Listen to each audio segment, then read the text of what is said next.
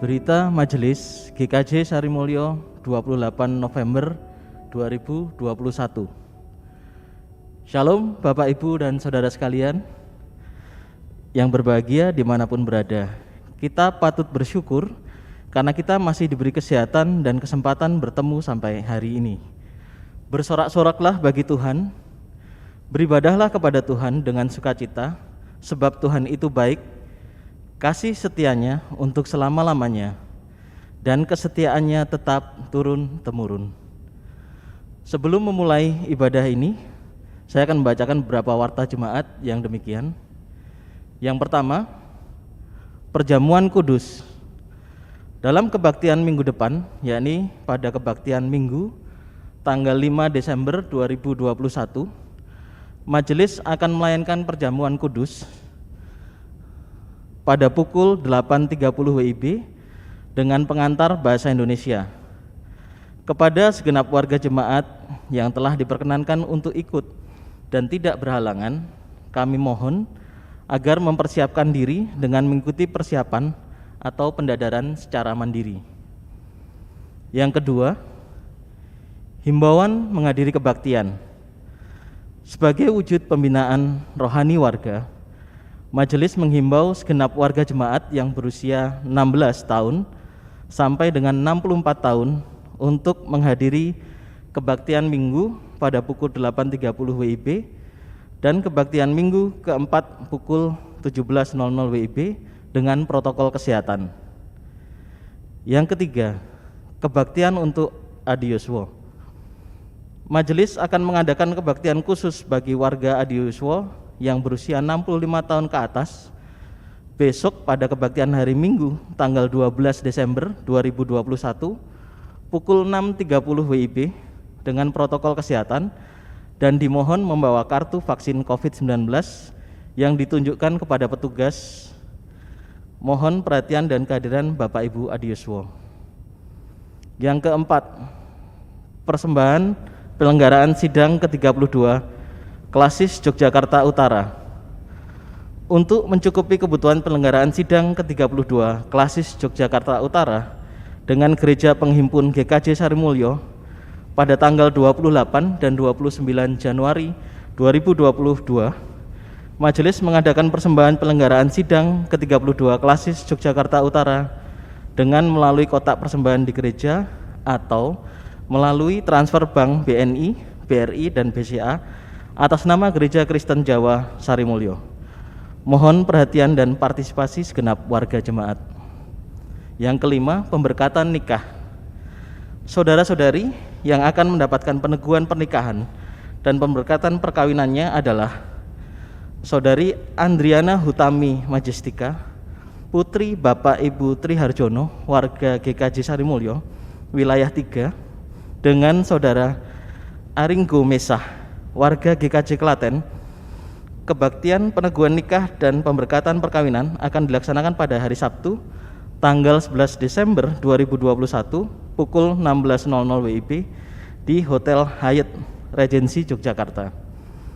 Yang keenam, berita kelahiran anak. Majelis telah menerima laporan kelahiran anak dari yang pertama, keluarga Bapak Ibu Antoni Wirayuda, warga GKJ Sarimulyo wilayah 6 pada tanggal 20 Oktober 2021. Adapun nama anak Alvarendra Kiandanu Hanani. Yang kedua, keluarga Bapak Ibu Banu Aji Prastyo, warga GKJ Sarimulyo wilayah 6 pada tanggal 1 November 2021. Adapun nama anak Nasya Alana Amanda Putri dan Nesya Alana Amanda Putri. Pelayanan firman.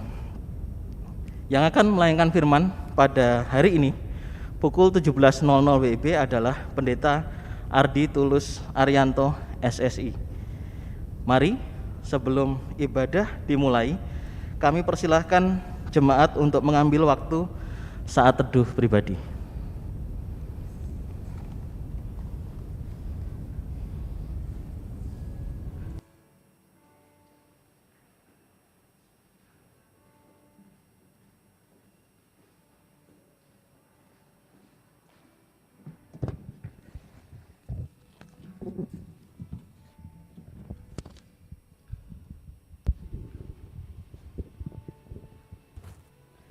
Jemaat dipersilakan untuk bangkit berdiri.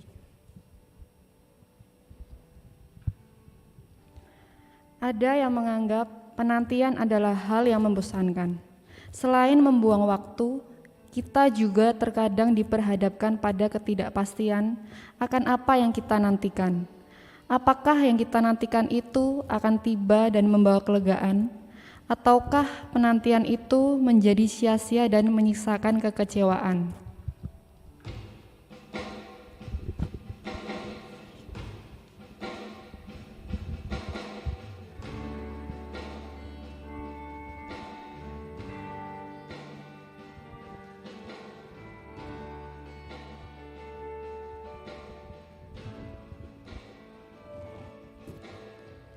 Bagaikan tanah kering yang merindukan air, demikianlah jiwaku haus akan Engkau.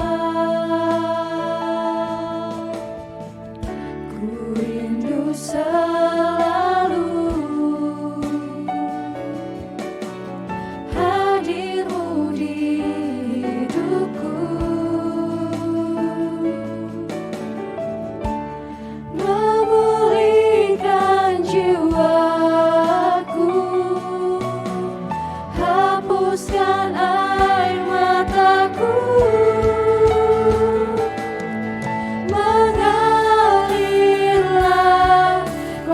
Roh Kudus, mengalirlah di tempat ini, mengalirlah, oh Roh Kudus, di hidupku, mengalirlah kuasa Roh Kudus.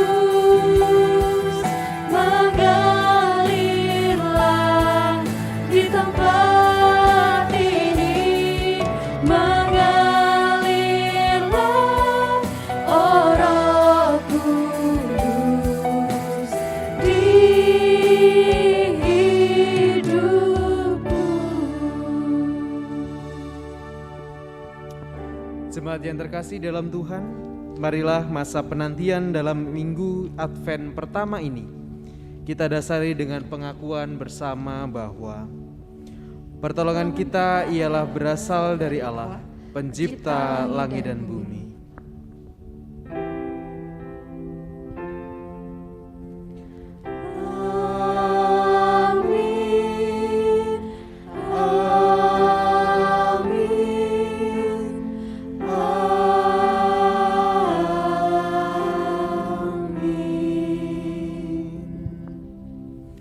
Damai sejahtera dari Allah Bapa, Anak dan Roh Kudus menyertai saudara. Dan menyertai saudara juga. Semua dipersilakan duduk kembali.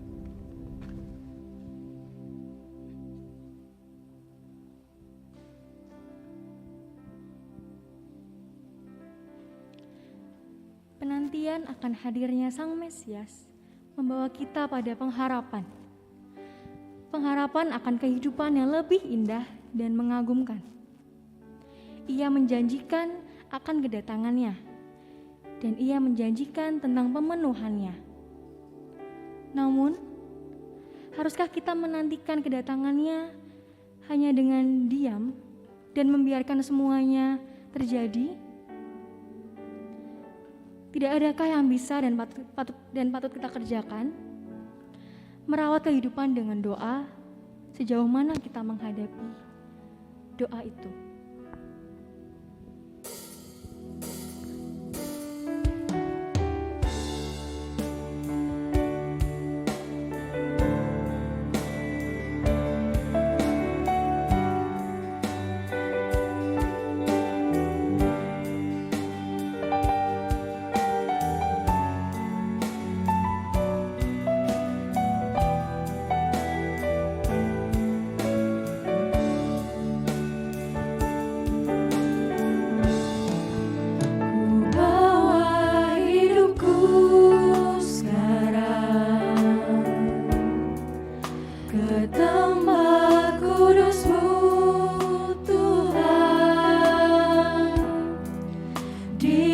Semua ku serahkan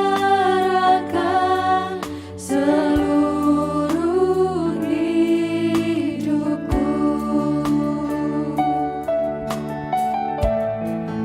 penuhi hatiku sekarang dengan urapan yang baru, agar aku lebih lagi mendengar suara-Mu.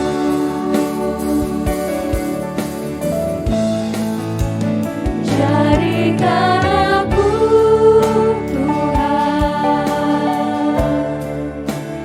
rumah doa-Mu, agar semua suku bangsa datang menyembah-Mu. Jadikan aku Tuhan, rumah doa-Mu, agar semua suku bangsa datang menyembah-Mu.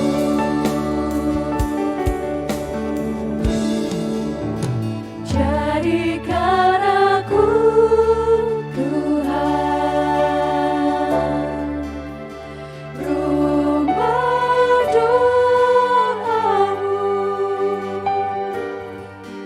agar semua suku bangsa datang menyembah-Mu. Jadikan aku Tuhan, rumah doa-Mu, agar semua suku bangsa datang menyembah-Mu.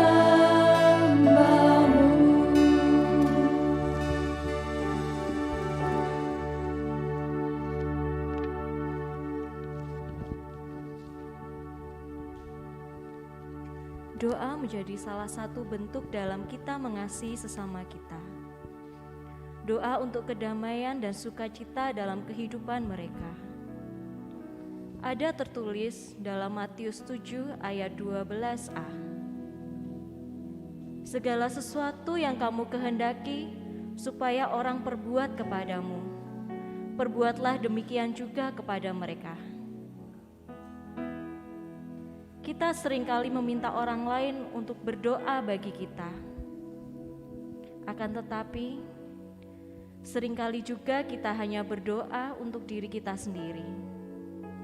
Bagaimana dengan mereka? Apakah mereka juga menjadi bagian dari doa-doa kita? Mari kita mengambil saat hening untuk merenungkannya.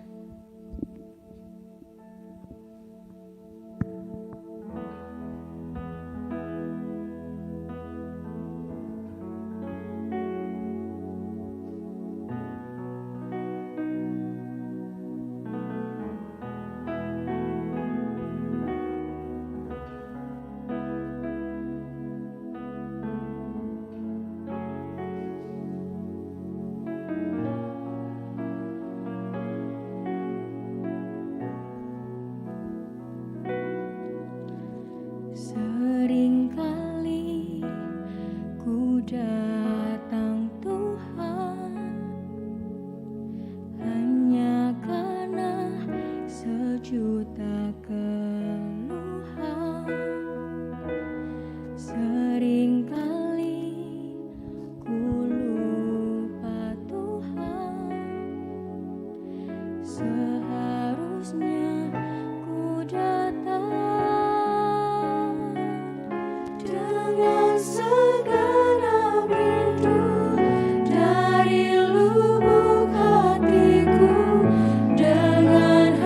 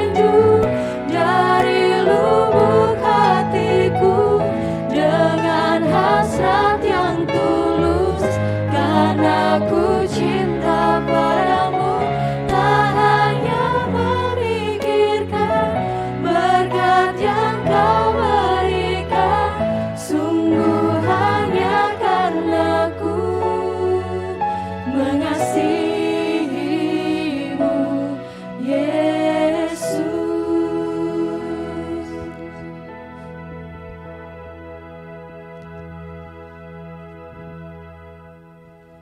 Jemaat dipersilakan untuk bangkit berdiri.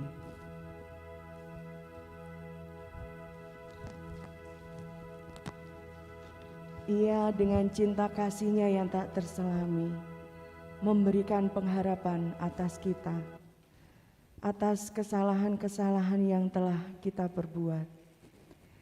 Seperti yang tertulis di dalam 2 Tesalonika pasal yang kedua ayat 16 sampai 17.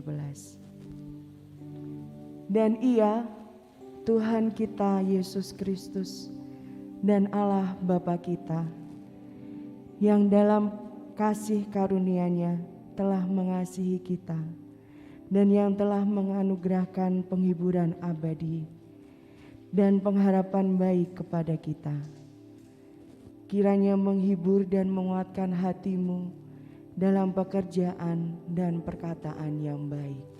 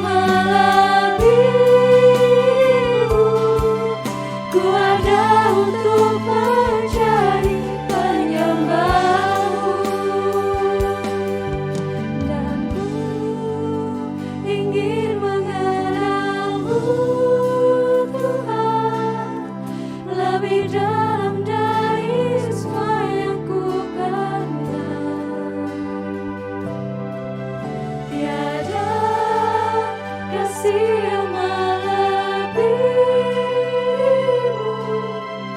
Ku ada untuk menjadi penyembah.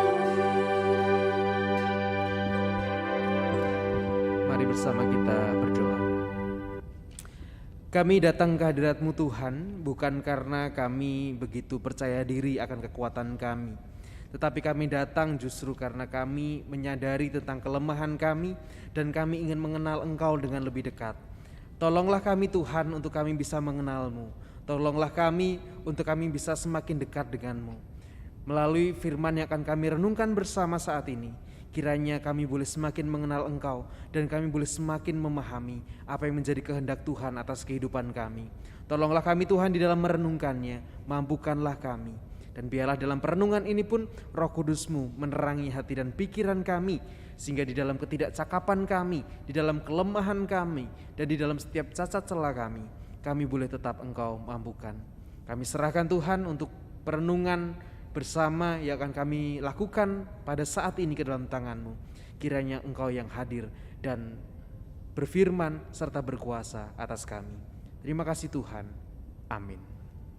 Coba dipersilakan duduk kembali.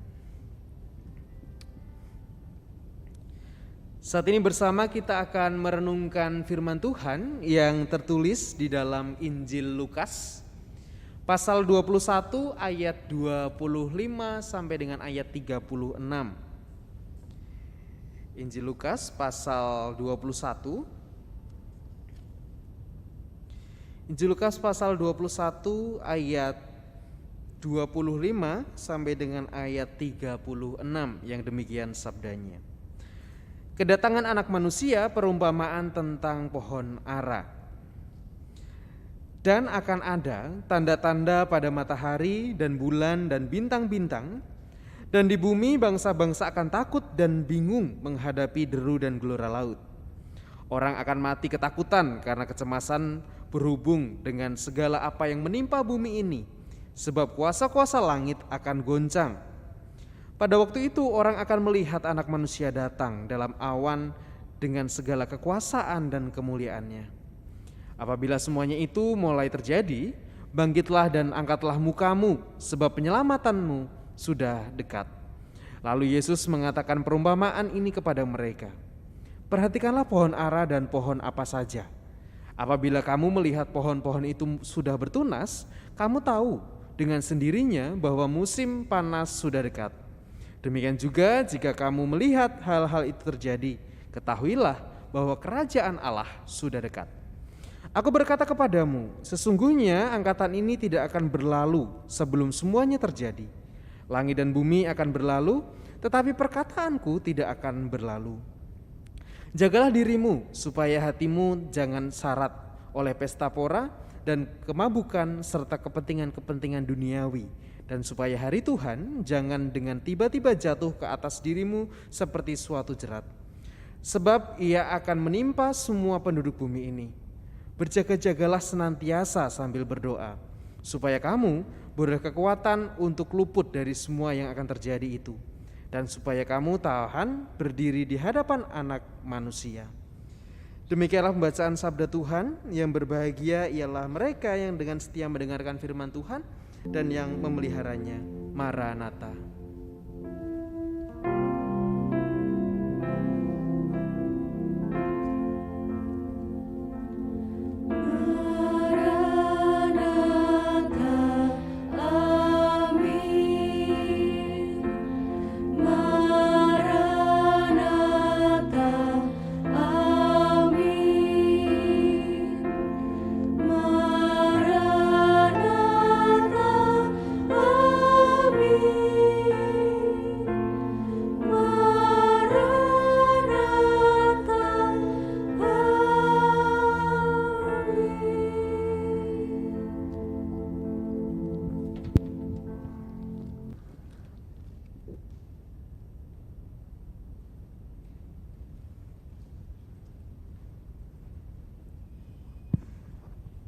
Ya, selamat sore Bapak Ibu dan teman-teman semuanya, saudara-saudara semuanya.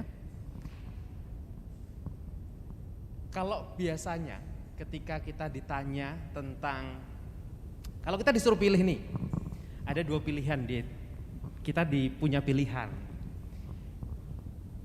Kita membayangkan, ada pilihannya adalah begini. Di mana kita mau hidup? Kita mau hidup di surga, ataukah kita mau hidup di dunia? Kalau pilihannya itu, kita mau hidup di mana? Kalau kita semua punya pilihan itu, kita mau hidup di mana? Kita mau hidup di surga, ataukah kita mau hidup di dunia? Kalau pilihannya itu kira-kira apa yang akan panjenengan semua pilih? Pilih mana? Surga atau dunia?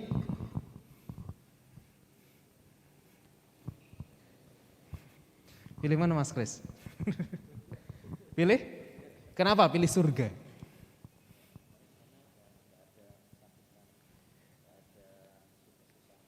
Di sana nggak ada kesakitan, di sana nggak ada kesusahan, yang ada adalah sukacita, kedamaian. Bapak Ibu, teman-teman semua sependapat? Memilih surga gitu ya. Dan ketika hampir semua orang Kristen ditanya hal yang sama, atau mungkin nggak usah orang Kristen lah, semua orang ini ditanya tentang hal yang sama, mungkin juga akan punya jawaban yang sama. Yaitu bahwa kita mendambakan surga. Kita pengen masuk surga, kita pengen hidup di surga. Gitu ya, pasti ya. Pasti begitu. Apalagi dari anak kecil, dari mulai kecil kita sudah diajarkan kan bahwa ayo Tuhan Yesus itu menyelamatkan kita supaya kita bisa masuk surga gitu ya. Guru sekolah minggu ya, pasti gitu kan. Mengajarkan kita masuk surga. Ternyata kalau kita perhatikan teks yang kita baca tadi, ternyata kok ada yang nggak beres ya dengan teksnya tadi ya, gitu ya. Dengan Injil yang kita baca tadi di Lukas 21 ayat 25 sampai 36, adakah yang memperhatikan sesuatu yang mungkin agak ganjil atau mungkin agak nggak beres gitu?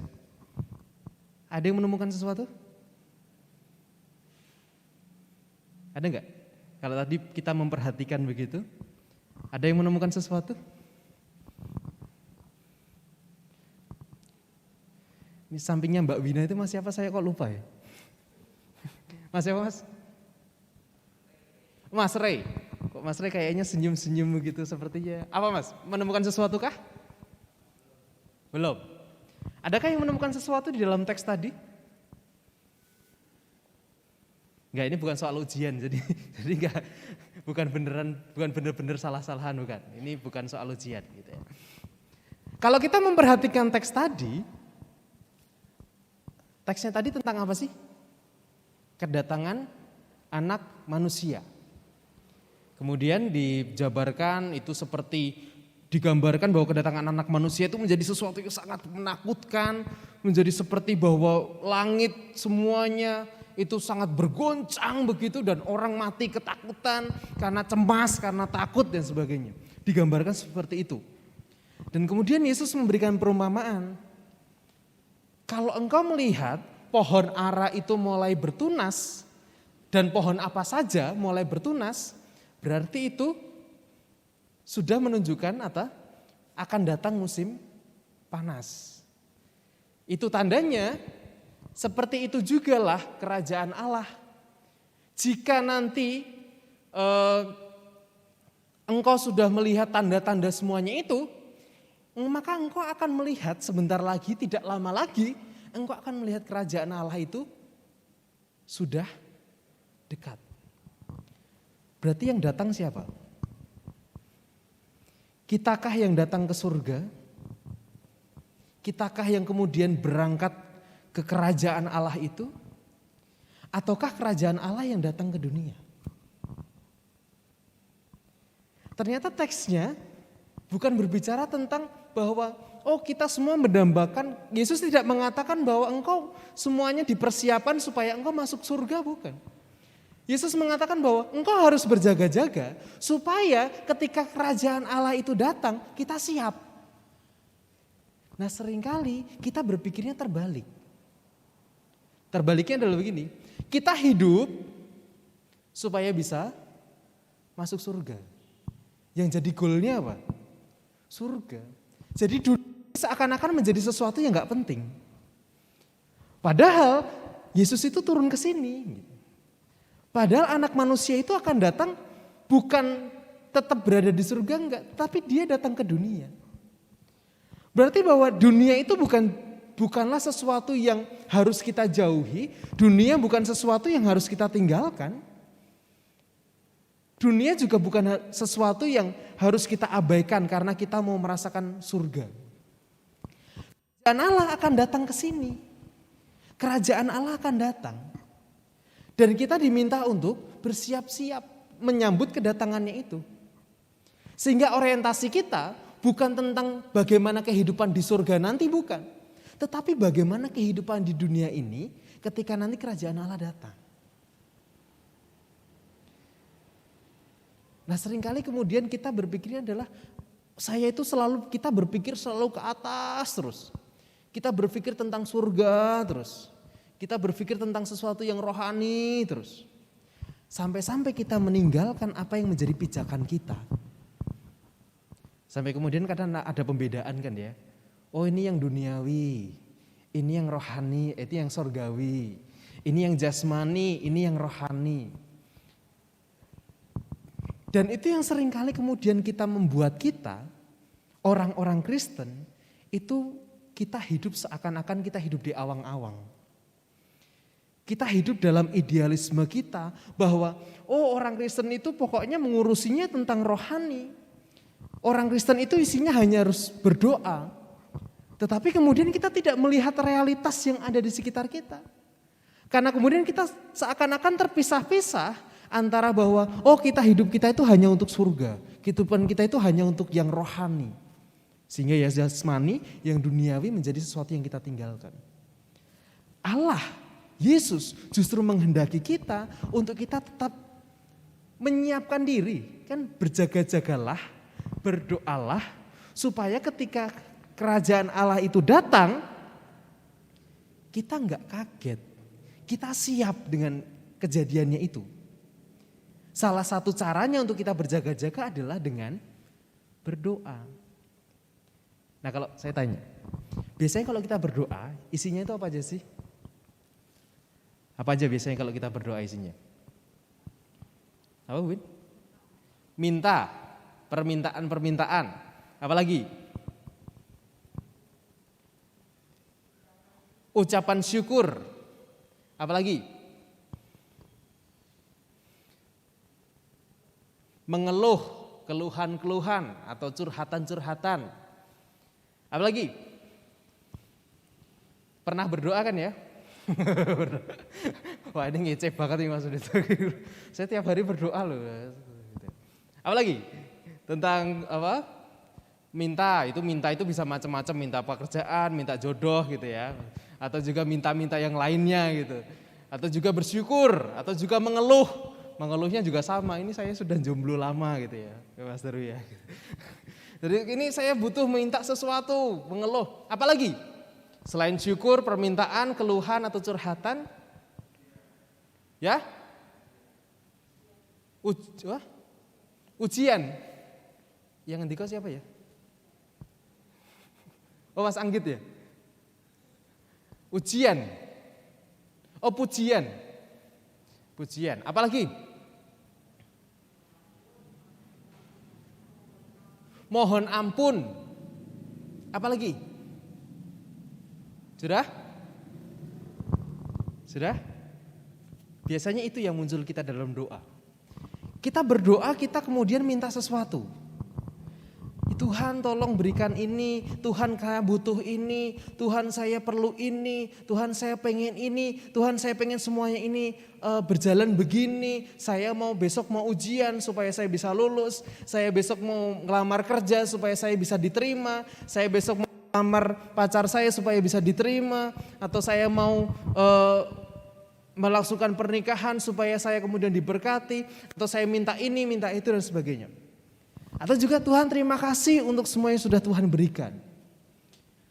Tetapi pernahkah kita di dalam doa kita memberikan ruang pada kehendak Allah?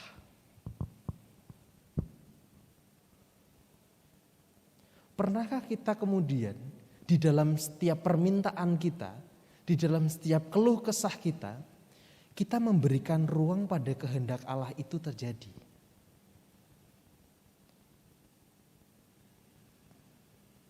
Misalnya, Tuhan saya pengen ini. Tuhan saya pengen supaya saya bisa keterima di kerjaan yang akan saya daftar ini. Tetapi biarlah kehendak-Mu yang terjadi. Pernahkah kita memberikan ruang pada kehendak Allah itu di dalam doa kita? Doa itu apa sih?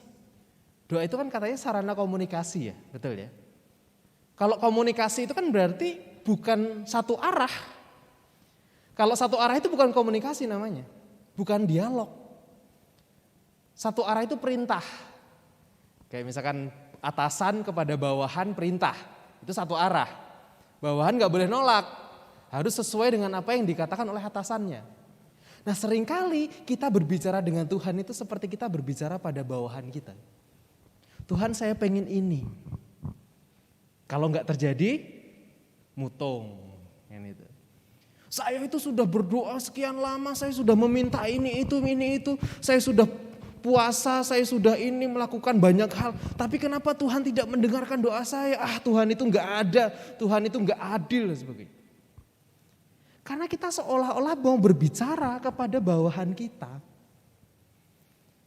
Seolah-olah kita bahwa kita yang Tuhannya, kemudian kita meminta kepada Tuhan, Tuhan ini loh saya mau ujian, saya pengen lulus besok.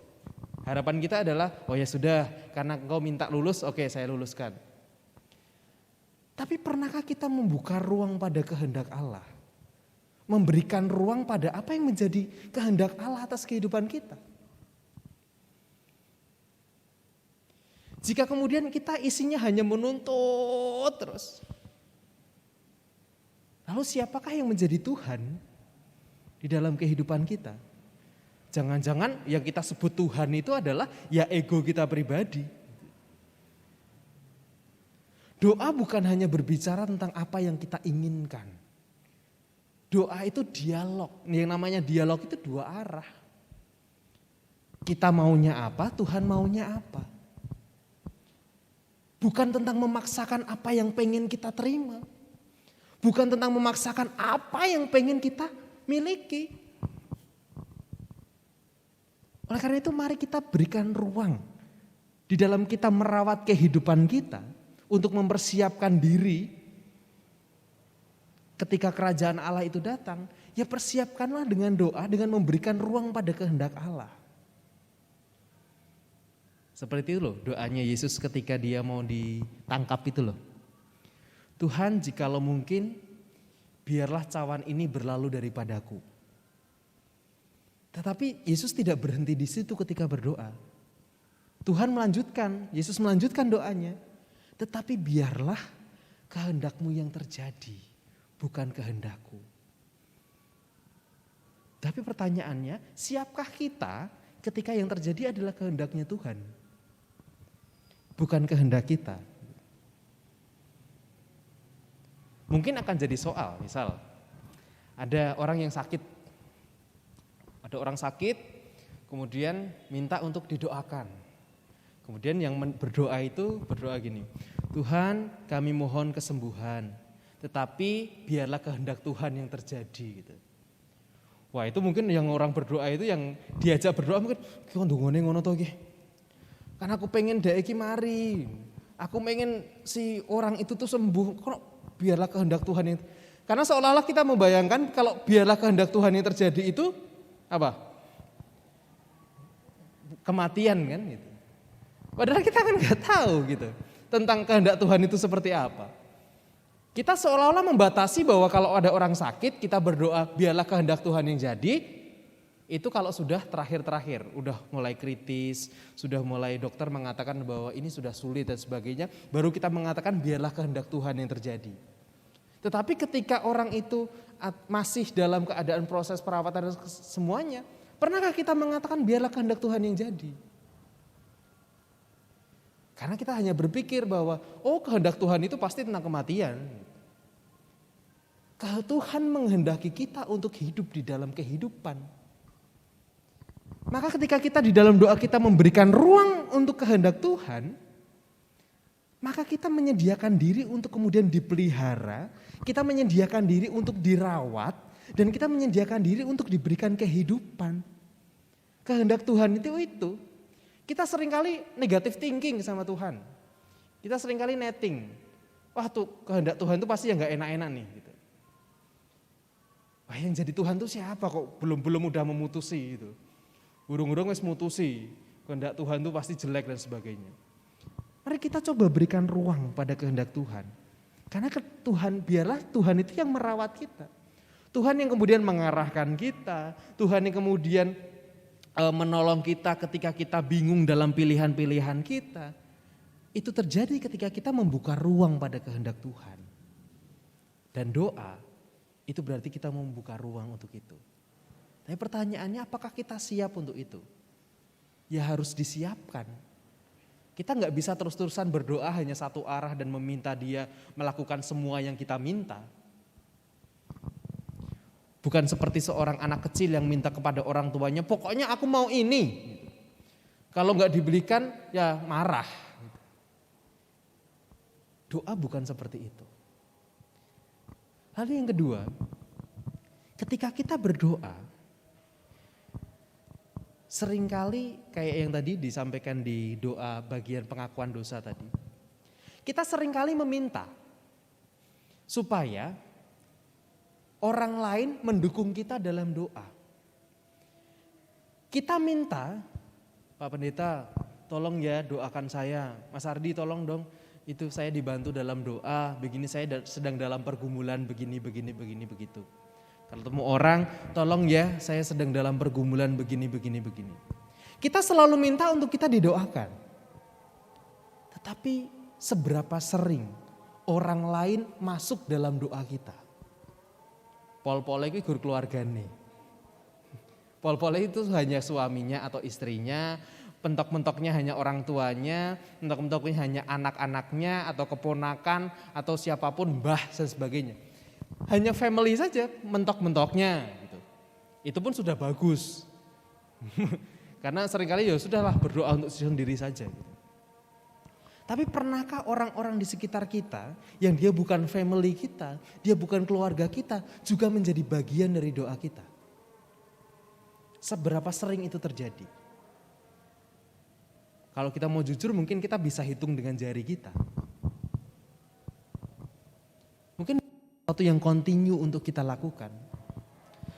Dan seringkali doa itu membawa kita bukan pada sebuah energi untuk atau daya menggerakkan kita untuk peduli dengan orang lain, bukan. Tetapi seringkali doa justru membawa kita pada sebuah keegoisan. Berdoa ya sudahlah, berdoa untuk diri sendiri masing-masing. Kalau saya didoakan oleh orang lain itu wah saya sangat berterima kasih. Tetapi kita tidak punya kesadaran bahwa orang lain pun juga butuh untuk kita bantu dalam doa. Coba sekarang, mungkin mulai sekarang bisa kita mulai. Sehari doakanlah satu tetanggamu. Gitu. Tetangga kita saja, satu saja gak usah banyak-banyak sehari. Kenal nggih sama tetangganya ya. Gitu. Satu orang saja. Entah mungkin kita nggak tahu pergumulannya apa, atau lebih-lebih kita tahu pergumulannya, satu orang saja satu hari kita doakan. Nggak berat, cuma satu orang, menyelipkan satu orang dalam doa kita. Dan seringkali kemudian kita anggap, itulah biar itu masalah dia sendiri. Merawat kehidupan dengan doa, bukan hanya berbicara tentang merawat kehidupan kita. Doa tidak mengajarkan kita untuk menjadi orang yang egois. Tetapi doa justru menggerakkan kita untuk kita bisa kemudian melihat orang-orang di sekitar kita. Doa juga bukan tentang sesuatu yang pasif. Pasif itu maksudnya gini, kalau sudah berdoa ya sudah, selesai. Ketika kita di pinggir jalan, ketika kita jalan naik motor atau jalan kaki atau naik mobil apapun itulah. Dan kita ngelihat ada orang yang mungkin ada pemulung, dia nggak pakai sendal, bawa anaknya dan sebagainya, mungkin dalam kondisi yang mungkin tidak menyenangkan lah. Gitu. Kemudian kita mengatakan, Tuhan tolonglah orang itu supaya dia juga bisa mendapatkan berkat. Kita sudah berdoa untuk orang itu. Tetapi apakah berhenti pada di situ? Apakah selesai di situ? Ketika semua orang hanya berdoa, ketika semua orang hanya melakukan, bayangkan nih, ada satu orang yang butuh pertolongan di sini. Saya butuh pertolongan misal. Semua orang di sini berdoa supaya saya mendapatkan pertolongan. Padahal yang ada di ruangan ini adalah ya kita semua di sini. Saya butuh pertolongan nih. Semuanya berdoa kepada Tuhan supaya saya mendapatkan pertolongan. Apakah masalah saya selesai? Apakah saya langsung mendapatkan pertolongan? Doa itu bukan hanya tentang kita berdoa selesai. Tetapi doa itu menggerakkan kita untuk kita menjadi bagian dari orang yang ada di dalamnya. Ada yang mengatakan begini, orang baik di dunia itu sedikit. Mungkin tidak banyak, atau lebih tepatnya gini, mungkin tidak banyak orang baik di dunia ini. Tetapi jadilah salah satu dari orang baik itu, supaya ketika ada orang melihatnya, ia melihat suatu kebaikan. Artinya bahwa kalau kita mau cuman berdoa aja, kita nggak berhenti pada doanya toh. Harus ada upaya yang mau dilakukan. Harus ada doa itu berhasil nggak menggerakkan kita untuk kita mau melakukan sesuatu. Ya ibaratnya gampang. Kalau kita mau lulus ujian, kita mau selesai sekolah, kita mau kemudian punya nilai yang bagus dalam sekolah kita berdoa. Apakah kemudian selesai sampai situ, kemudian tiba-tiba kita dapat nilai yang bagus? Kan tidak. Artinya dengan doa itu menggerakkan kita untuk melakukan yang lebih. Jadi kehidupan doa itu menjadi sesuatu yang terus bergerak, terus berkembang, menjadi sesuatu yang aktif. Tuhan menghendaki kita untuk kita berjaga-jaga, untuk menantikan kedatangan kerajaan Allah ke dunia ini. Maka kita berdoa pun menyiapkan diri kita juga bukan hanya tentang keselamatan kita. Juga bukan hanya tentang keinginan-keinginan kita. Keinginan tentang surga, keinginan tentang kenyamanan, kedamaian dan sebagainya. Tetapi melalui doa kita juga mau melihat realitas di sekitar kita. Memberi ruang tentang kehendak Allah. Memasukkan orang lain di dalam doa kita. Dan kemudian doa itu menggerakkan kita untuk kita juga berbuat lebih. Jangan puas hanya kemudian kita mengatakan, oh saya sudah berdoa tiap hari. Tapi kita tidak pernah menghidupi doa itu. Maka itu menjadi doa yang kosong. Itu menjadi doa yang hanya kepura-puraan saja. Kita minta berdoa begini, tetapi yang kita lakukan lain. Artinya kita tidak menghidupi doa itu. Biarlah melalui doa kehidupan kita terpelihara. Biarlah melalui doa kehidupan orang lain di sekitar kita juga ikut terpelihara. Dan kita siap akan hadirnya atau datangnya kerajaan Allah. Ada satu cerita, mungkin cerita ini sering kita dengar, tetapi menarik untuk kita diskusikan. Atau untuk kita renungkan. Ada seorang berdoa, Tuhan aku ingin mengubah dunia. Tolonglah aku. Tapi kemudian dalam berjalannya waktu semakin ia dewasa, kemudian orang itu menyadari bahwa mengubah dunia itu susah. Kemudian dia berdoa lagi, Tuhan tolonglah aku untuk mengubah bangsaku. Kemudian semakin bertambah usia lagi, ia menyadari, oh ternyata mengubah bangsa itu gak gampang, itu susah. Dia berdoa lagi, semakin bertambah usia dia berdoa, Tuhan ternyata sulit untuk mengubah bangsaku. Tolonglah aku untuk mengubah keluargaku. Dan ketika ia sudah tua, ia menyadari bahwa itu adalah sesuatu yang sulit, mengubah keluarga. Dan akhirnya ketika tua dia menyadari, Tuhan tolonglah aku untuk mengubah diriku. Kita seringkali berbicara tentang sesuatu yang besar, tapi kita lupa akan sesuatu yang kecil yang itu harusnya menggerakkan kita. Yaitu tentang menggerakkan diri, mengubah diri. Doa adalah sarana untuk mengubah diri, bukan tentang mengubah Tuhan. Sarana untuk menyediakan ruang bagi kehendak Tuhan, sarana untuk memelihara kehidupan kita, juga sarana untuk memelihara kehidupan orang lain. Selamat merawat diri dalam doa, Tuhan memberkati. Amin. Saat hening bagi kita sekalian.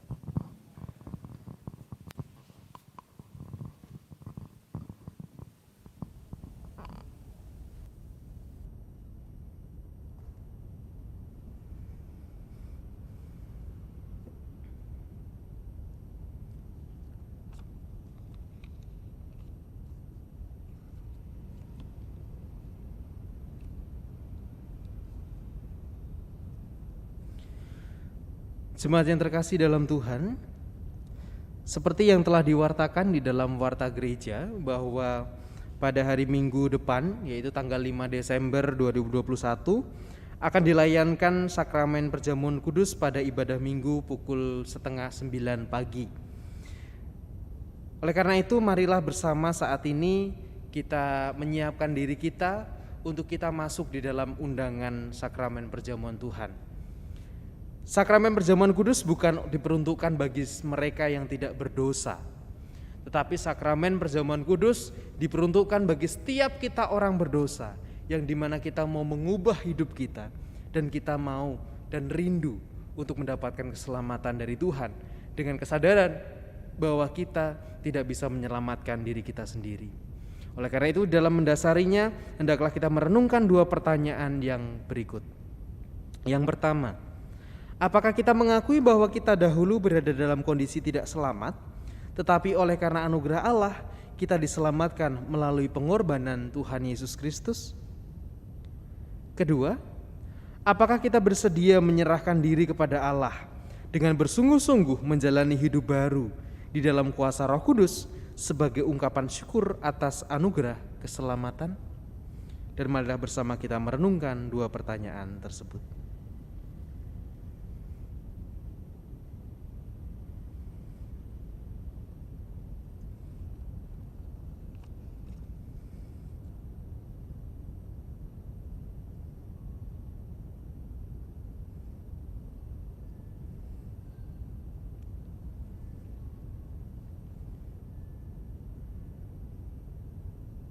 Mari kita berdoa. Ya Tuhan, dalam kehidupan kami, seringkali kami berpikir tentang kepentingan-kepentingan kami, untuk kami pengen masuk surga, kami ingin merasakan kedamaian surga, kami ingin merasakan sukacita surga, dan kami ingin merasakan kehidupan yang menyenangkan bersama-sama dengan Engkau di surga. Tetapi kami lupa bahwa Engkau pun datang ke dunia ini. Dan seringkali ketika kami hanya berpikir tentang kehidupan kami di surga, kami melupakan realitas-realitas yang ada di sekitar kami di dunia ini, tempat di mana kami berpijak. Oleh karena itu Tuhan, ajarlah kami, tolonglah kami di dalam kami menyiapkan diri kami, menyambut kedatangan-Mu.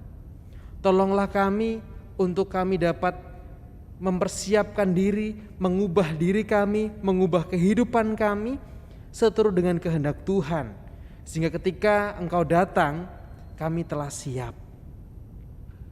Ya Tuhan, tolonglah kami di dalam kami menghidupi doa-doa kami. Biarlah doa tidak menjadikan kami menjadi orang-orang yang egois, tetapi melalui doa kami juga menjadi orang-orang yang peduli dengan orang-orang di sekitar kami. Dan biarlah doa itu juga boleh menggerakkan kami untuk melakukan yang lebih, bukan hanya pasif dan menunggu Engkau bekerja, tetapi ajar kami untuk kami juga bekerja, melakukan dengan lebih baik lagi, melakukan dengan lebih lagi.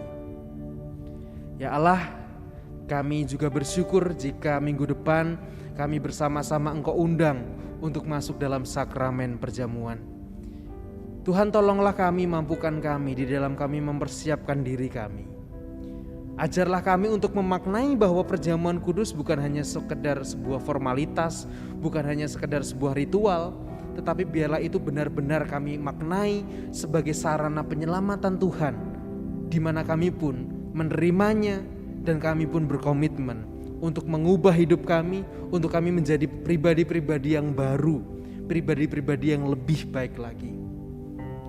Ya Allah, kami serahkan persiapan setiap kami ke dalam tangan-Mu, biarlah Engkau yang menolong dan memampukan kami. Dan saat ini Tuhan, kami juga berdoa bagi saudara-saudara kami yang sedang berjuang dengan sakitnya, yang sedang berjuang dengan proses pemulihan kesehatannya. Kami berdoa untuk Bapak dan Ibu Priyono, Ibu Ami Birowo, Bapak Yonatan Purwoko, Anak Amoresa, Bapak Sudarsono, Bapak Ngatimin, Bapak dan Ibu Budiandono, Ibu Sefra Janji Rahmatyo, Bapak Wilson Siagian, Ibu Nyak Nilawati, Bapak Warsito Utomo, Ibu Siwiati Sriwiati, Bapak Rasdiman, Bapak Stiantono, Bapak Larbadio, Bapak Andreas Rasdiono, Ibu Dewi Selamat Sunarno, Bapak Repen Sukarsono.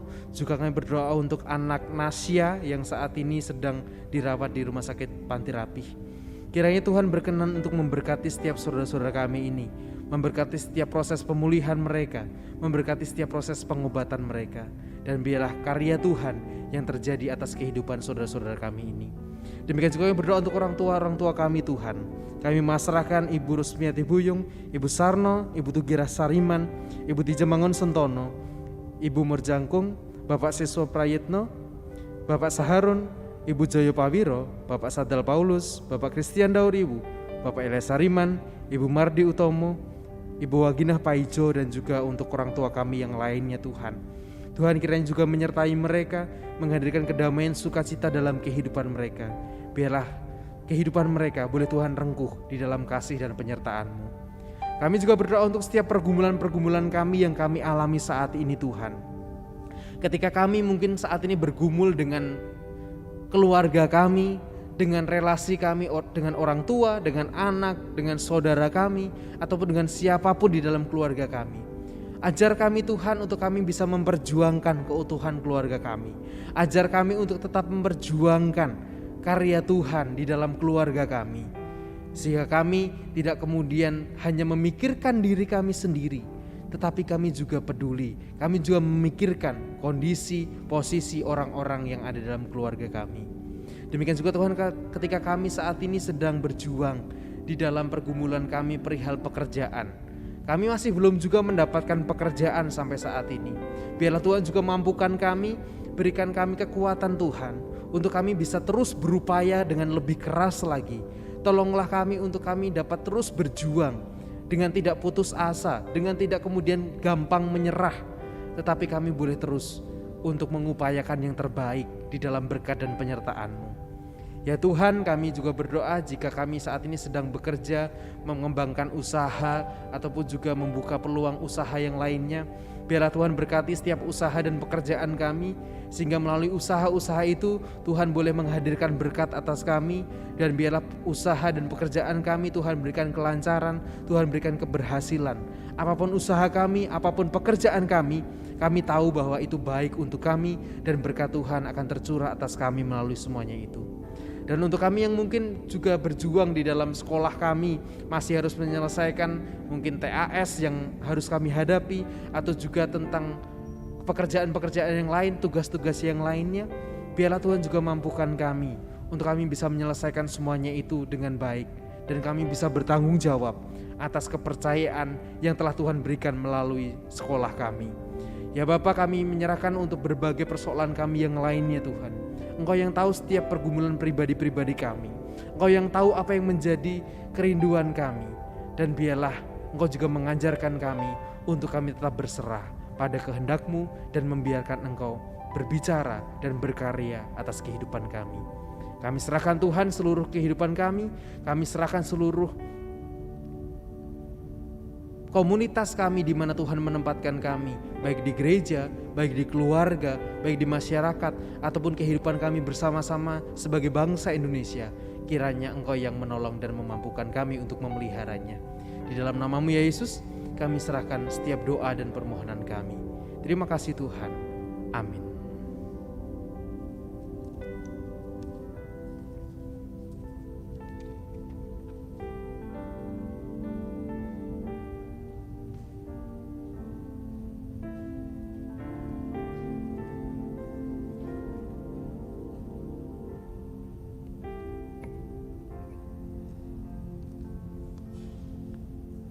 Bapak, Ibu, saudara-saudara yang terkasih, marilah kita membawa ungkapan syukur kita kepada Tuhan dengan mengingat firman-Nya dalam Roma pasal 12 ayat 1 yang demikian.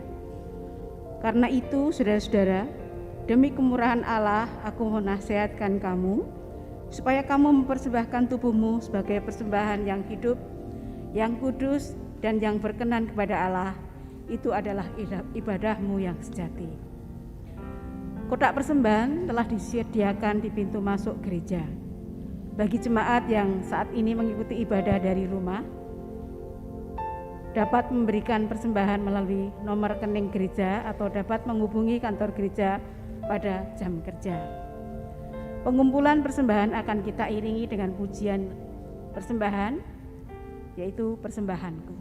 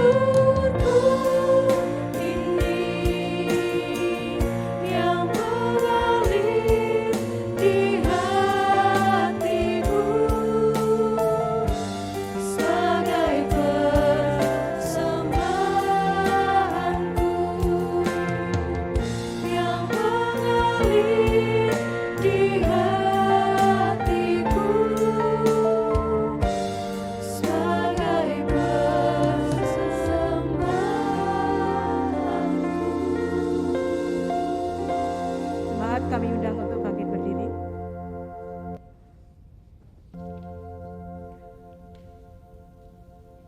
Marilah bersama kita menghaturkan persembahan yang telah kita kumpulkan kepada Tuhan di dalam doa.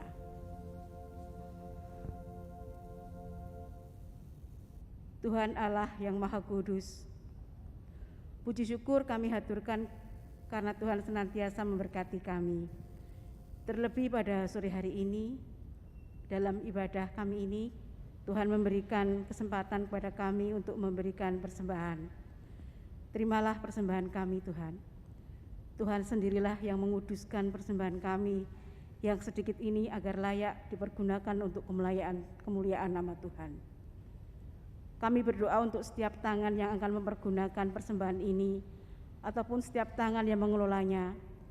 Kiranya Tuhan beri hikmat kebijaksanaan agar secara bertanggung jawab dapat mengelola dengan sebaik-baiknya. Terima kasih Tuhan.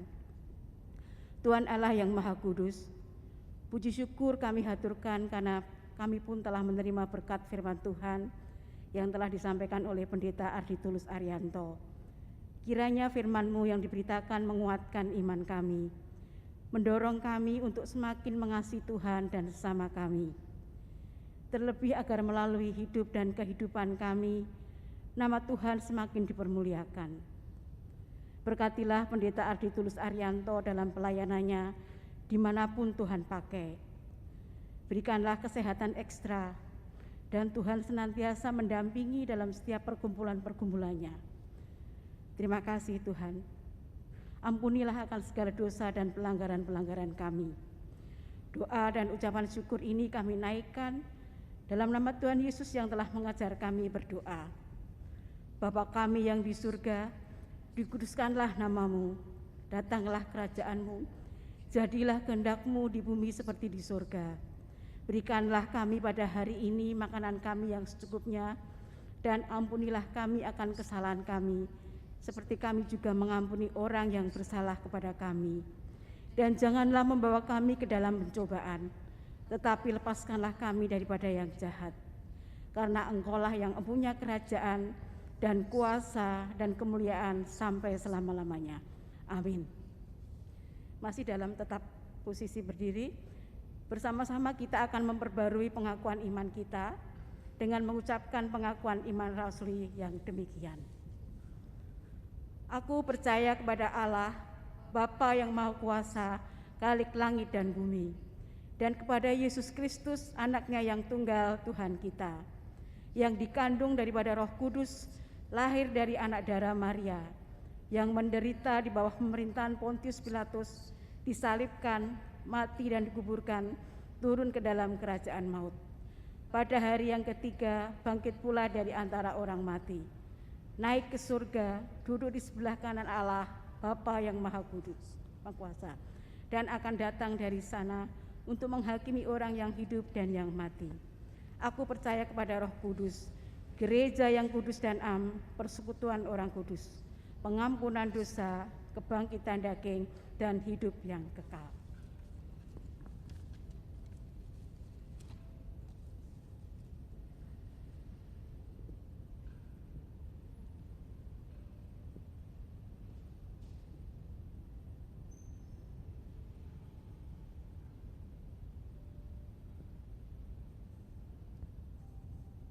Doa bukan hanya tentang sesuatu yang diucapkan, tetapi juga tentang segala sesuatu yang kita lakukan dan kita hidupi. Marilah kita menaikkan doa-doa kita melalui segala perbuatan kita.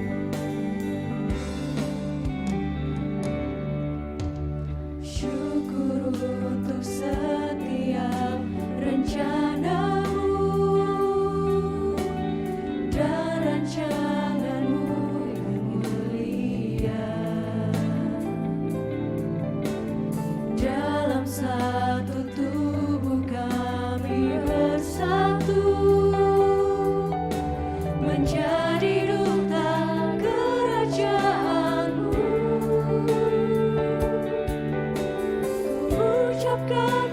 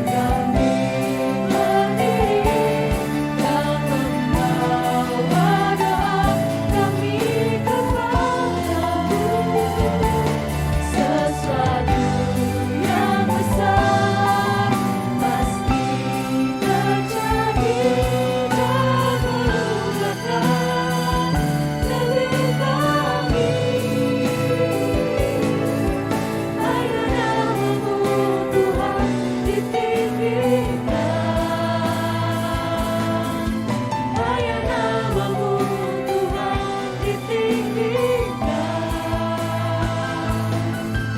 hanya namamu Tuhan ditinggikan atas seluruh bumi.